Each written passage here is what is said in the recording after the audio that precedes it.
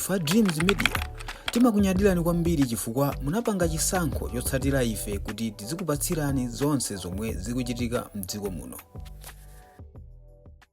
Abeza mavoti ukwanira 17,274 imene inali 0.3%. Adeo James Chilungo Independent abeza mavoti ukwana 8,462 imene inali 0.2%.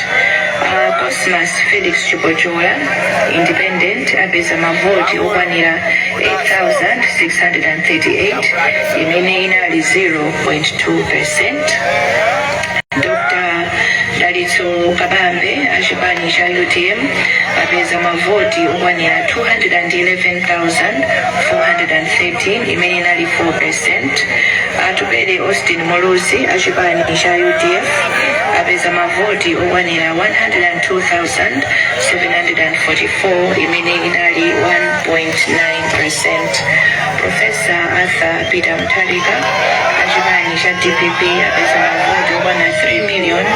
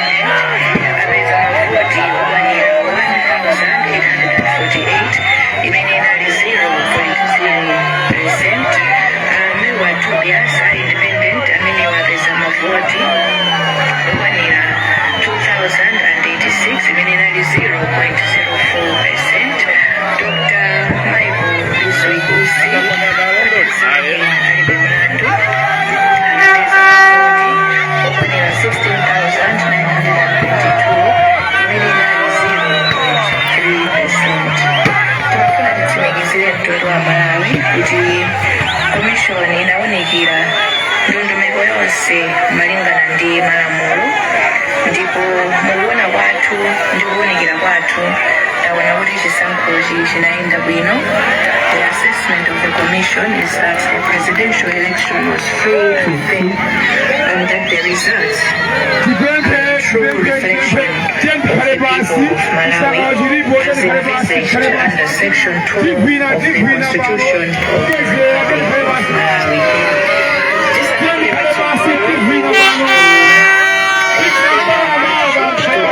Election observers who participated in this election and have continued to observe the election. We are grateful for your presence and the work that you have done, both the long-term observers and the short-term observers. In accordance with the Code of Conduct for Election Observers, the Commission is expecting to receive from every mission comprehensive reviews of the election so that these may form part of the record of the lessons and guidance and recommendations for future legal and operational reforms. On behalf of the entire Commission, I wish to extend my heartfelt congratulations to the President-elect and the Vice President-elect. You have been elected by the people of Malawi to lead them into a brighter future. You have been bestowed with the heavy responsibility of leading the development agenda of the nation for the next 5 years. We urge you to work and to perform your best, and not to betray the trust and confidence of the people of Malawi who have elected you as their president and vice president. Maloma bongwe la Malawi Electoral Commission tifunire zabwino iwo amene asankhidwa ngati president komanso vice president awo. Mwasankhidwa ndi anthu nzika za dziko la Malawi kuti mwatsogolere kutsogolo labwino. Mwapatsidwa udindo waukulu kuti mutsogolere dziko ili kuti chitukuko chathu chipite patsogolo mu zaka 5 zimene zikubwerazi. Kupempha kwathu kwa ife ku Malawi Electoral Commission ndikuti mugwira ntchito yanu mochilimika komanso moyenerera kuti anthu amene akudalirani pokusankhani pa chisankho ichi simwakhumudwitsa koma mukalimbikitsa kuti muwalamulira malingana ndi malamulo komanso malingana ndi kufuna kwawo. Kwa iwo amene sanapambane pa chisankho ichi, kunena kwathu kuti ichi ndi chisankho chimene Amalawi achita, chilandireni momverera. Tinafotokoza kuti chisankho ndi mpikisano, kumakhala ena opambana ena osapambana. We urge all of you, our candidates who have not made it this time, to accept the results with grace and with generosity. Kupempha kwathu ndikuti mupitiriza to play your part in building Malawi into a greater nation.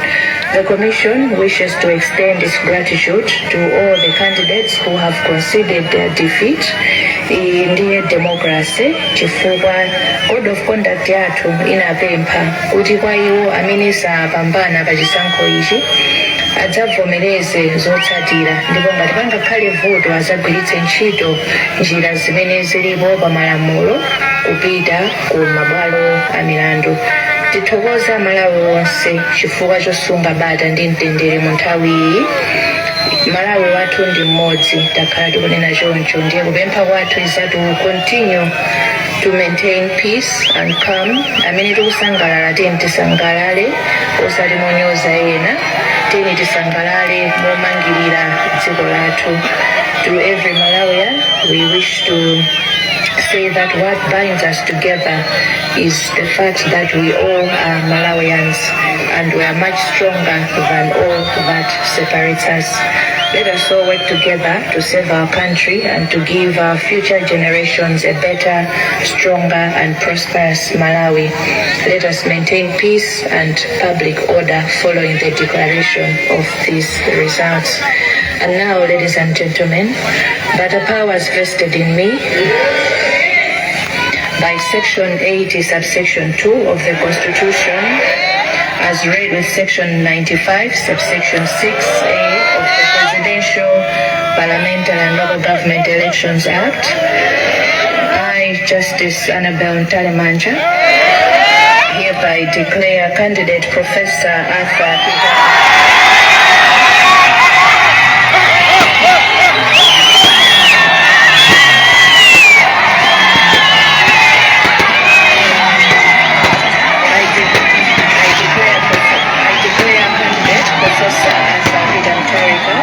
as the President-elect.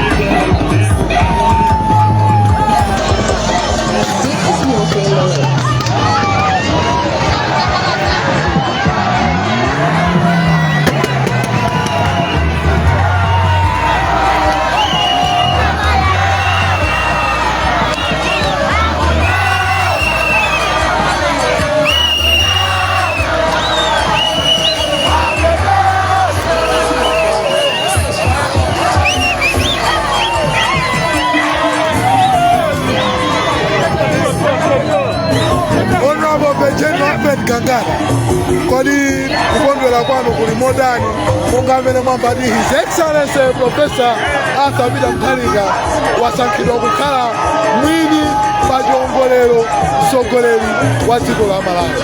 Ndikusangala kwambiri chofuna kuyankhula kwake kodi kusangalala ndikuthakuona chimwemwe chanu mmene chilili kodi akakonzekere zotani pamene pechi akayima pafupi ndi His Excellency Professor Arthur Peter Mutharika kukayendetsa dziko zabimabazi kuzisintha kwambiri fulani konze ikolime dziko lino sengo zambiri yaba muwana amesituza sinthima ayi zikomo kwambiri ndithu olemekezeka ndi mmene zilili pano after kungolengeza ati His Excellency Professor Arthur Peter Mutharika wawina chisankho.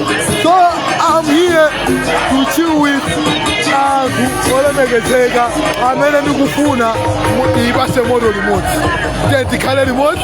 Malawi ndi wathu uyu, Malawi ndi watonse. Ndifuna tichese bwino.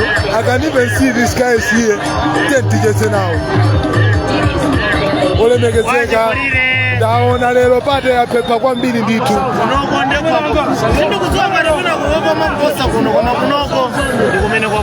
kodi anzanu omwe akukuonerani mwayitanira motani pasipo pano transport yobwerera zibwerani abwere wamuzapita mawa kutayera amene mumamwa kaya matatu bwerani chiri yonse mmene muchifunacho chiliko bwerani.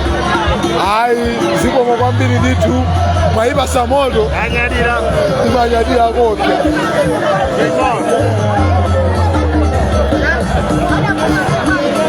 olemekezeka tikulandireni usiku uno pamene angolengeza kumene kuti chiongolero cha galimoto ija wachitenga ndi His Excellency Professor Arthur Peter Mutharika.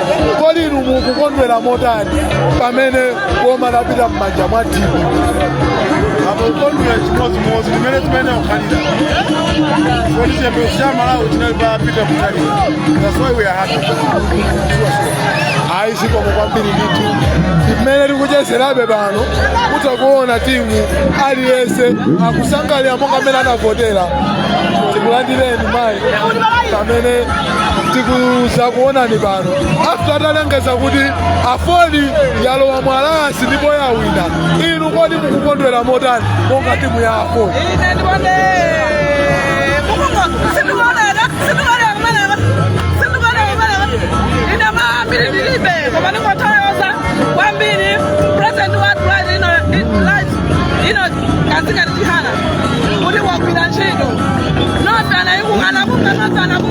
Thanks ABM for winning.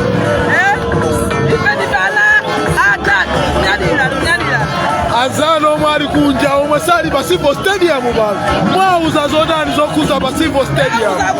Ufuluta wayambika zibwera mabizinesi yonse sincheka panopa ifeyo basi sangala kwambiri adadi yawina. Zikomo kwambiri ndithu. Hey guys, this is Civil Stadium pamene tikuyipasa moto usiku uno zinthu zafika posintha amazanena chichewa chakuti ati ng'ombe sangala kungolo pamene chipani cha MCP chapanga withdraw mwina ndikunene kuti ndalakwitsa kumanena ti pamene chipani cha MCP chatuluka ndikuyamba kuganiza zokadekha ku opposition kuti mwina akalingalire sobwino apa tinena kuti this is a return to proven leadership pamene chipani cha DPP chikubwera sokoma. So this is the stage of the Civil Stadium. Tinda azungu ambiri pano ndithu omwe akunena kuti chimanga ye ansala loyambirira pachama ati mamuna mpamimba mamuna pamimba akadya bwino ndi pamene zinthu zimazayamba kusinthano mnyumba. ayi ndamvatwa azibambo masanawa ati azimayi munali ku opposition ndiwo amakupasani zochepa komano lero ndiwo muziziona aliyense ngada imbe kulikoni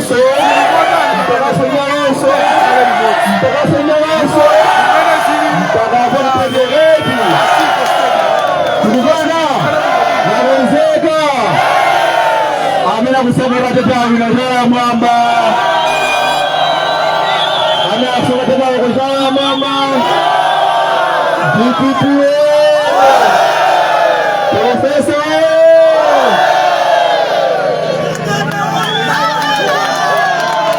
Bagara yes. Sabatu oleti anadimanga kabisa amadimanga hivi kama kabisa.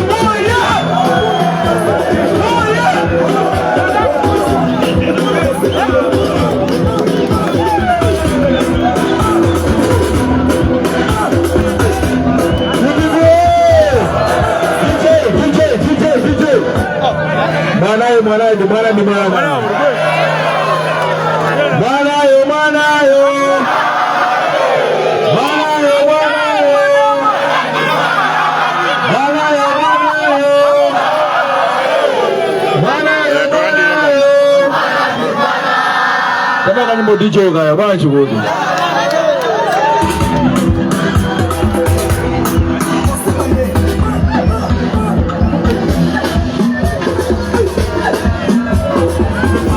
Gwandeni olebekeseka ulendo wachiwiru uno Honorable Kim Kamau amele madziwika ndi zina oti Double K.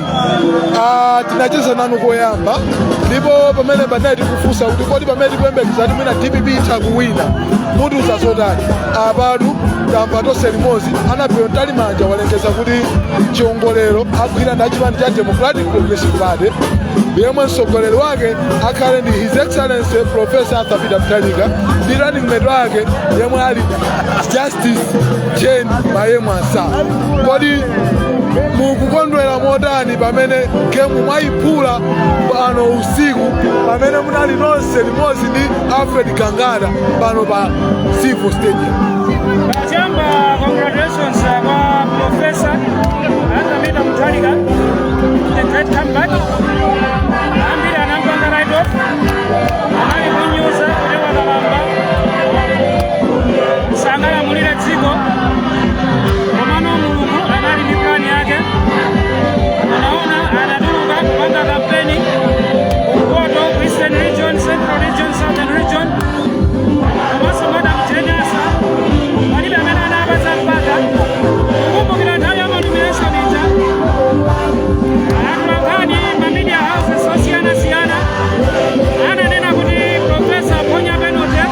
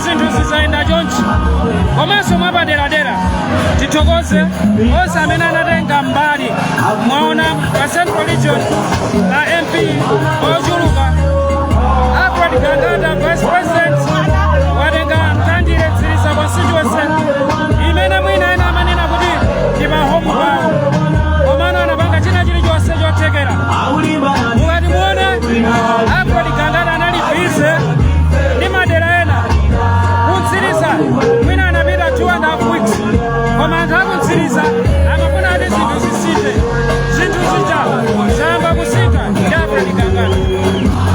Ayi zikomo ndithu musanapite mwina ndakufunsani funso limodzi monga mene mwanenera mene monga profesa wayendera dziko lino la Malawi kodi tinene kuti ampweteka Chakwera ndi Winston a APM kapena tinene kuti Chakwera wapwetekedwa ndi a return to proven leadership yomwe pachiyambi profesa anamba walamulirapo ndipo anaonesa mukuyima kwake nji podziwa kuyendetsa dziko kodi tinene kuti chapweteka Chakwera ndi chani?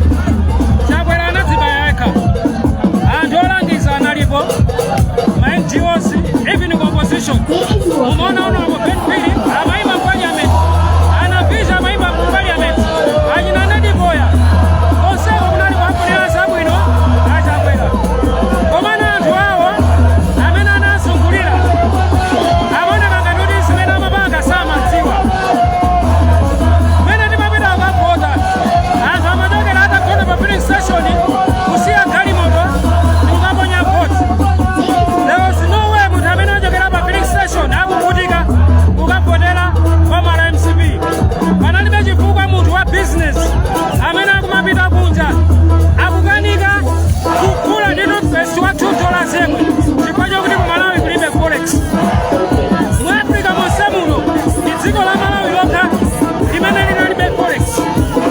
Amalawi akuvutika ama-business ambiri atseka. tikuyamikeni komanso kukuthokozani popanga chisankho chokhala pamenepa kumvetsera komanso kuonera zomwe takubweretserani. Chomwe tingakupempheni choti ngati muli alendo pamudzi pano tapangani subscribe chifukwa mukatero inu ndi ife tidzayendera limodzi kuyambira lero mpaka na masiku omwe akubwera kusogoloko. Timabweratu ndi nkhani zochokera ngodya zonse zinayi za mdziko lino kotero kuti inu simukuyenera kuti mukhale kunja kwa nkhani zimenezi. Tapangani subscribe, like, comment komanso share kuti tikhale limodzi mu ulendo umenewu.